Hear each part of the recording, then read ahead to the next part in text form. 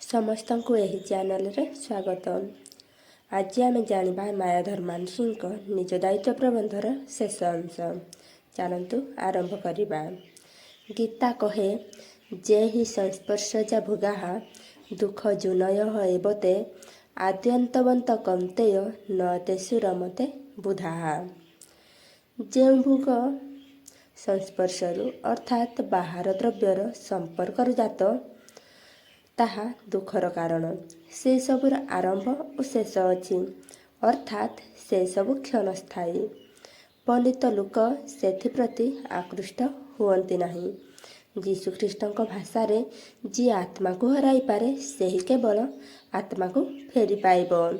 ଏହାର ତାତ୍ପର୍ଯ୍ୟ ଏହି ଯେ, ପ୍ରବୃତ୍ତି ପରିଚାଳିତ ଅହମ୍ମୟ ସ୍ୱାର୍ଥ କୈନ୍ଦ୍ରିକ ଜୀବନକୁ ଆମେ ବିଲୋପ କରିପାରିଲେ ଆମ ଭିତରେ ଉଚ୍ଚତର ଆତ୍ମାର ଉଦ୍ଭବ ହେବ।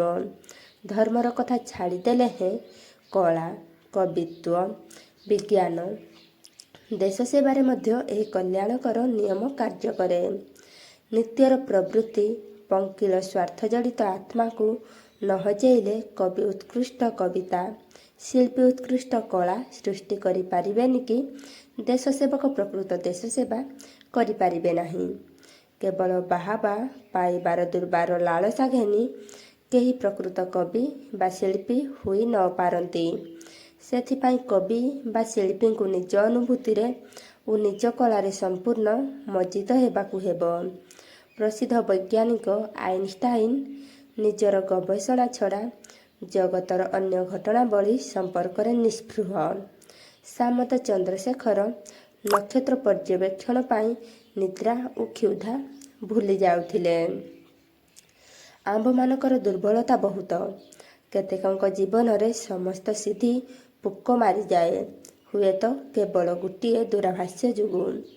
ବାରମ୍ବାର ଚେଷ୍ଟା କଲେ ବି ସେ ଅଭ୍ୟାସ ଛାଡ଼ି ହୁଏନା।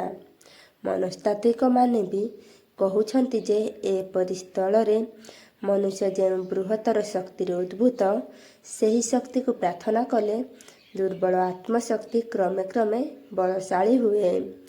ବାପୁଜୀ ଏହି ଦୃଷ୍ଟିରେ ବରାବର ପ୍ରାର୍ଥନା କରୁଥିଲେ। କିନ୍ତୁ ବୁଦ୍ଧଙ୍କ ପରି ଯେଉଁମାନଙ୍କର ପ୍ରଚୁର ଆତ୍ମଶକ୍ତି ଅଛି ବୋଲି ସେମାନେ ବିଶ୍ୱାସ କରନ୍ତି, ସେମାନେ ଆଦୌ ପ୍ରାର୍ଥନା ନ କରିପାରନ୍ତି।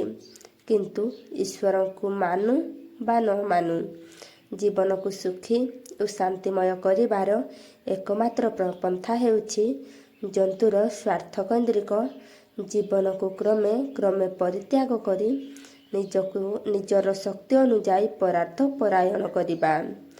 ସେଥିପାଇଁ ଦରକାର ପ୍ରବୃତ୍ତିମାନଙ୍କର ବଶୀକରଣ ଓ ରୂପାନ୍ତରୀକରଣ। ସେଥିପାଇଁ ଦରକାର ଚିତ୍ତର ଏକୀକରଣ। ଏହି ମାର୍ଗରେ ହିଁ ହେବ ଆତ୍ମଶକ୍ତିର ପ୍ରକୃଷ୍ଟ ବିକାଶ। ଭିଡ଼ିଓଟି ଭଲ ଲାଗିଥିଲେ ଲାଇକ୍ କରନ୍ତୁ। ଏହିପରି ଭିଡ଼ିଓ ପ୍ରଥମେ ଦେଖିବା ପାଇଁ ଚ୍ୟାନେଲକୁ ସବସ୍କ୍ରାଇବ୍ କରନ୍ତୁ। ନିଜର ମତାମତ ଜଣାଇବା ପାଇଁ କମେଣ୍ଟ କରନ୍ତୁ। ଆମ ସହିତ ଯୋଡ଼ି ହୋଇ ରୁହନ୍ତୁ।